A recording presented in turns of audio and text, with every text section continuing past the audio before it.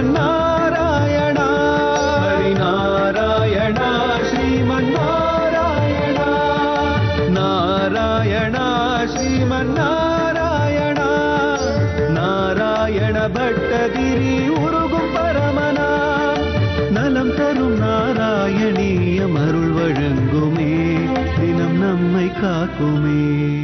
முனி பிரௌடாரூடா ஜகதி கலு கூடாத்மகதயோகம் பவத்பாதம்போஜஸ்மரண விருஜோ நாரதமுகாகம் சரந்தி சஸ்வைரம் சதத பரிநிர்பாத பரசித் சதானந்தாத்வைத பிரசர பரிமக்னாகம் கிமபரம்.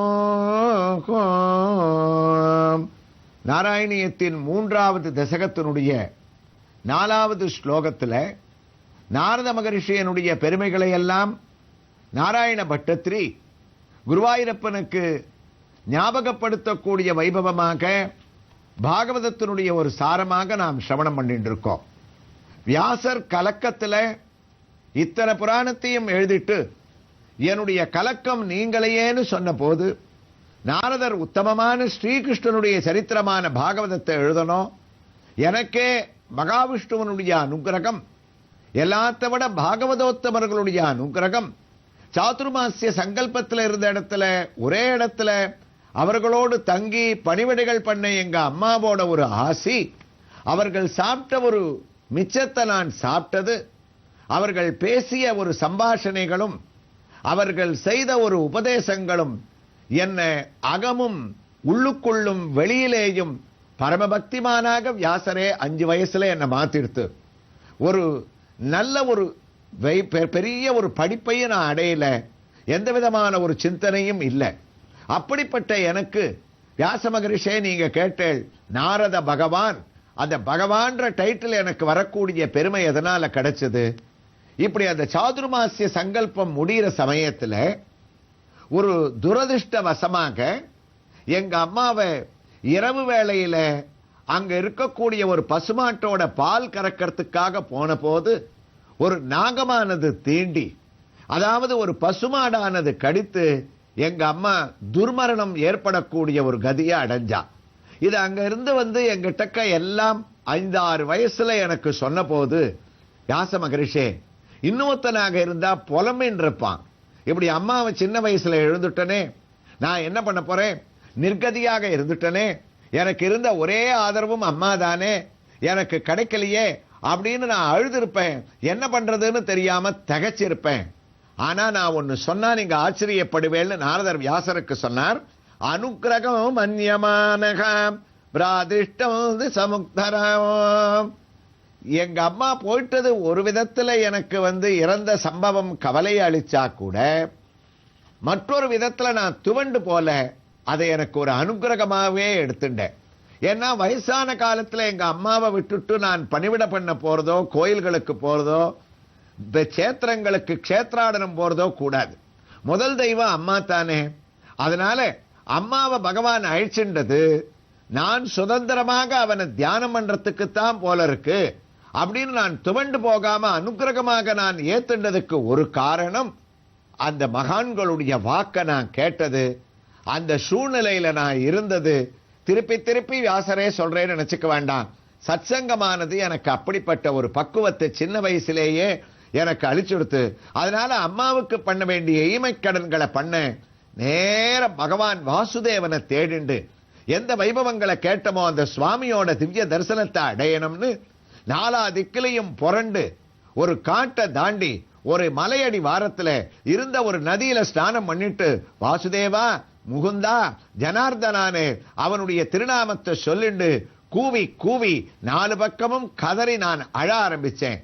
அப்ப சிறிய வயதான என் பேர்ல இருக்கக்கூடிய ஒரு கருணையோ இல்ல மகான்களுடைய ஆசியை பெற்றவன் என்ற என் பேர்ல இருக்கக்கூடிய ஒரு அருளோ, அடுத்த நிமிஷமே வியாச மகரிஷே நாரதரான எனக்கு தன்னந்தனி காட்டுல சங்கு சக்கரங்களை தாங்கிண்டு அழகான கருணை கூர்ந்த ஒரு கண்களோடு காதல மகர குண்டங்கள் மீன் போல துவண்டு அசைந்து ஆட, வக்ஷஸ்தல லக்ஷ்மியோடு பகவான் உயர்ந்த பீதாம்பரங்களோடு குழந்தைன்னு என்னை கூப்பிட்டு எனக்கு திவ்ய தரிசனத்தை கொடுத்தார். வாசுதேவனுடைய திவ்ய தரிசனம் எனக்கு இன்னும் ஒரு பெரிய ஆனந்தத்தை அளிச்சது. ஆனா அந்த தரிசனமானது எனக்கு 2-3 வினாடிகளுக்கு மேல எனக்கு அது கிடைக்கல. சட்டுன்னு தோன்றினார், உடனே சட்டுன்னு பகவான் மறைஞ்சு போயிட்டார். மறுபடியும் கூவி கூவி நான் கதற ஆரம்பிச்சேன். கிருஷ்ணா, வாசுதேவா, உன்னோட தரிசனத்தை நான் மறுபடியும் பார்க்கணும், எப்பவும் என்னோடையே நீ இருக்கணும், எனக்கு அனுகிரகம் பண்ணணும் அப்படின்னு நான் கேட்கிட்ட போது சௌதாமினி அப்படின்னு ஒரு மின்னல் தோன்றுமே, அந்த மின்னல் தோன்றுவது போல தோன்றி எனக்கும் திடீர்னு அந்த காட்டிலேயே ஒரு மரணமானது சம்பவிச்சது. அப்ப என்னுடைய ஆத்மாவானது பிரம்மகல்பத்தினுடைய முடிவில் பிரளய ஜலத்துல பகவான் நாராயணன் படுத்துக் கொண்டிருக்கக்கூடிய கோலம் எனக்கு காட்சி அளிச்சது. அப்ப இனிமே இந்த சிருஷ்டி எல்லாம் நமக்கு வேண்டாம், கொஞ்ச நாள் நாமும் ஓய்வு எடுத்துப்போம், இந்த யுகம் முடியறதே அப்படின்னு பிரம்மா அப்படி ஆழ்ந்த நித்தரை கொள்ள எத்தனிக்கும் போது பகவானுடைய உத்தரவால் வியாச மகரிஷே, சிறுவனான நான் பிரம்மாவனுடைய மூச்சு காற்றால் இழுக்கப்பட்டு அவருடைய மூச்சுக்குள்ள நான் நுழைந்தேன். அவருடைய அந்த மூச்சு காற்று என்னை இழுத்தது, உள்ள நான் நுழைஞ்சேன். அவர் படைக்க ஆரம்பிச்ச போது அடுத்த கல்பத்துல முதல் படைப்பாக மரீச்சி முதலிய மகரிஷிகளோடு நாரதராக நானும் பிறக்கக்கூடிய ஒரு பெரிய வாய்ப்பை நான் அடைந்தேன். அந்த ஒரு பெரிய வாய்ப்பானது நான் அடைஞ்ச ஒரு பெரிய ஒரு பாக்கியம் எனக்கு இருக்கே. மகாவிஷ்ணுவனிடத்தில் இருந்த ஒரு பக்தி எனக்கு போகல.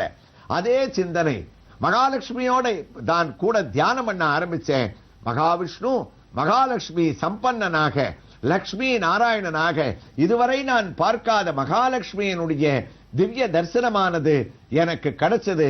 இன்னும் உத்தமமான ஒரு ஐஸ்வர்யத்தினுடைய ஒரு பெருமை, அந்த சாட்சாத் லக்ஷ்மியினுடைய கடாட்சத்தை நான் அடைந்தேன்னு தன்னுடைய சரித்திரத்தை வியாசரிடத்துல சொல்லி முடிக்கக்கூடிய அழகான நாரதனுடைய சரித்திரத்தினுடைய ஒரு ஒத்துமை நாம் இப்போது தரிசித்துக் கொண்டிருக்கக்கூடிய திருக்கோயில்ல நாம் பார்த்தோமே. ஆனால் நமக்கு தெரியும், கர்நாடக மாநிலத்திலே இருக்கக்கூடிய ஸ்ரீ கோபாலகிருஷ்ண சுவாமியினுடைய ஒரு திருக்கோயில், அதாவது பாண்டவபுரா என்னும் ஊரிலிருந்து 10 கிலோமீட்டர் தூரத்திலேயும் மைசூரிலிருந்து 35 கிலோமீட்டர் தூரத்திலேயும் அமைந்திருக்கக்கூடிய 5000 வருடங்கள் பழமை வாய்ந்த இந்த திருக்கோயிலுள் நாம் உள்ளே நுழைந்து பெரிய பிராகாரங்களை வலம் வந்து தலவிருட்சத்தை தரிசித்து விமானத்தை தரிசித்து சுதர்சன நரசிம்ம மூர்த்தியை நாம் தரிசித்து பெருமாளுடைய சன்னதிக்கு நுழைவதற்கு எத்தனைக்கு முன் நாம் பார்த்தால் அங்கு அழகான தாயாருடைய சன்னதி. ஆம், இங்கு தாயாருடைய திருநாமம் ருக்மணி தாயார். வெறும் ருக்மணி தாயார் அல்ல, கல்யாண ருக்மணி தாயாராக மூலமூர்த்தியும் உற்சவ மூர்த்தியுமாக இங்கு காட்சியளிக்கக்கூடிய அழகான வைபவம் நம்முடைய திவ்ய தரிசனம். பக்தர்களே, கல்யாண ருக்மிணியினுடைய பிரபாவம், யாருக்காவது கல்யாணம் நிச்சயமாகாவிட்டால் அவர்கள் பெண்கள் அல்லது பிள்ளைகளுடைய ஜாதகத்தை இந்த திருக்கோயிலுக்கு எடுத்து வந்து கல்யாண ருக்மிணியினுடைய சன்னதியிலே வைத்து பிரார்த்தனை செய்து கொண்டால் அவர்களுக்கு இந்த ருக்மிணி பிராட்டியானவள் கல்யாணத்தை முடித்து வைக்கின்றாளாம். ஏன், அவளே ஸ்ருத்வா குணான் புவன சுந்தரா ஸ்ருண்வதாந்தே நிர்விஸ்ய கர்ண விவரைகி அரதோங்க தாபம் என்று 7 ஸ்லோகங்களால் ஒரு கடிதத்தை அனுப்பி கண்ணனை மனம் புடிந்தவள். அதனால் அந்த திருக்கோலத்தோடு அழகாக காட்சியளிக்கக்கூடிய கல்யாண ருக்மிணி மாப்பிள்ளையாக இங்கு கோபாலகிருஷ்ணனுடைய திவ்ய தரிசனத்தை நாம் பின்னால் அடைய இருக்கின்றோம். இப்போது அழகான பெண்ணான கல்யாண ருக்மிணி தான் அமர்ந்த திருக்கோலத்தோடு 4 திருக்கரங்களோடு மூலவர் காட்சியளிக்கின்றார். அதிலே 2 திருக்கரங்களிலே தாமரையை கையிலே தாங்கிக் கொண்டிருக்க, மற்ற 2 கரங்களும் நமக்கு அருளை வாரி வழங்கக்கூடிய நாரத மகரிஷிக்கு எவ்வாறு காட்சியளித்தாளோ அதே ரூபத்தில் தான் நமக்கும் காட்சியளிக்கின்றாளோ என்று நாம் நினைக்கக்கூடிய அளவுக்கு ஒரு ஹஸ்தம் அபயஹஸ்தமாகவும் மற்றொரு ஹஸ்தம் வரத ஹஸ்தமாகவும் நமக்கு காட்சியளிக்கக்கூடிய ருக்மிணி பிராட்டி. உற்சவமூர்த்தியினுடைய திவ்ய தரிசனத்தை நாம் அடைந்தோமே, ஆனால் அந்த விக்கிரகத்தை நோக்கும் போதே நம்முடைய அதிலே இருக்கக்கூடிய ஒரு கடாட்சம், எவ்வளவு ஆண்டுகள் பழமை வாய்ந்ததாக இந்த விக்கிரகம் இருக்கும் என்று நாம் சொல்ல முடியாத அளவிற்கு இந்த உற்சவமூர்த்தியான ருக்மிணி பிராட்டியும் கல்யாண ருக்மிணியாகவே 4 திருக்கரங்களோடு தாமரை பூக்களை 2 திருக்கரங்களிலே தாங்கிக் கொண்டு மற்ற 2 திருக்கரங்களும் அபய வரத ஹஸ்தமாக உயர்ந்த வஸ்திரங்களை சார்த்திக் கொண்டு தான் உயர்ந்த பீடத்திலே அமர்ந்து கொண்டிருக்கக்கூடிய திருக்கோலத்தோடு நமக்கு காட்சியளிக்கக்கூடிய அழகான கல்யாண ருக்மிணியினுடைய ஒரு திவ்ய காட்சி இந்த க்ஷேத்திரத்திலே நம்மை மெய்சிலிர்க்க வைக்கின்றது. ஆம், பிராட்டியினுடைய அருள், தாயாருடைய அருள் இருந்தால் தானே எம்பெருமானுடைய கடாட்சம் நமக்கு கிடைக்கும். இந்த தாயாரை நாம் வலம் வந்து ருக்மிணி பிராட்டியை நாம் பிரார்த்தனை செய்து கொண்டு நாரதருக்கு நீ இவ்வாறு தான் காட்சியளித்திருப்பாயோ என்று அந்த திவ்ய சரித்திரத்தை நாம் ஞாபகப்படுத்திக் கொண்டு நாராயண பட்டத்திரியினுடைய நாரத வைபவத்திற்கு நாம் தொடர்ந்தோமே ஆனால் சரந்தி சஸ்வைரம் ஸ்வரண விருஜோ நாரத முகாக சரந்தி சஸ்வைரம் ததத பரி நிர்பாத பரசிதே. இவ்வளவு தன்னுடைய கதைகளையும் தான் வேலைக்காரியினுடைய மகனாக இருந்து சாதுர்மாசிய மகர்ஷிகளுடைய உச்சிஷ்டத்தை சாப்பிட்டு அவர்களுடைய ஒரு ஞானத்தால் பரிபக்குவத்தை அடைந்து காட்டிலே வாசுதேவனுடைய திவ்ய தரிசனத்தை அடைந்து கல்பத்தின் முடிவிலே பிரம்மாவினுடைய மூச்சிலே நுழைந்து அவருடைய அடுத்த படைப்பிலே மரீச்சியோடு தான் பிறந்து மகாலட்சுமியினுடைய தரிசனத்தை அடைந்து மகாவிஷ்ணுவும் மகாலட்சுமியும் போட்டி போட்டுக்கொண்டு இவருக்கு ஒரு வீணையை பரிசாக அளிக்க அந்த வீணைக்கு நிஷாதம் என்று அவர்களே பெயரிட அன்று அவர்கள் வழங்கிய அருளாசி சரந்தி சஸ்வைரம். நாரதா, என்றுமே நீ எங்களுடைய பக்தர்களாக இருப்பாய்.